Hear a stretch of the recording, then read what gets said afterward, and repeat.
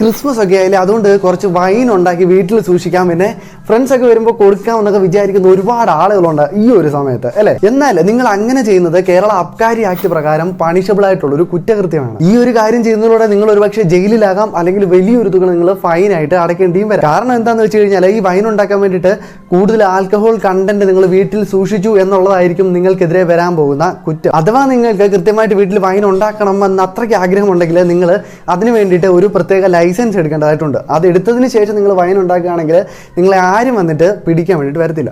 അപ്പോൾ നിങ്ങൾ ചോദിക്കും, ഒരുപാട് ആളുകൾ വൈൻ ഉണ്ടാക്കുന്നുണ്ടല്ലോ, വീടുകളിൽ യൂട്യൂബിൽ വീഡിയോ ഇടുന്നുണ്ടല്ലോ, സ്റ്റാറ്റസ് ആക്കുന്നുണ്ടല്ലോ എന്നൊക്കെ. ആർക്കൊക്കെ എപ്പോഴൊക്കെ പിടി വീഴും എന്നുള്ള കാര്യം നമുക്ക് പറയാൻ പറ്റത്തില്ല. അതുകൊണ്ട് ഇങ്ങനെയുള്ള കാര്യങ്ങൾ ചെയ്യുമ്പോൾ കൃത്യമായിട്ട് അതിൻ്റെ നിയമത്തിനനുസരിച്ച് പോകുന്നതായിരിക്കും എല്ലാവർക്കും നല്ലത്. ഇല്ലെങ്കിൽ ഈ ഒരു ക്രിസ്മസ് അങ്ങ് കുളമായി പോകും. എന്തായാലും എല്ലാവർക്കും അഡ്വാൻസ് ഹാപ്പി ക്രിസ്മസ്.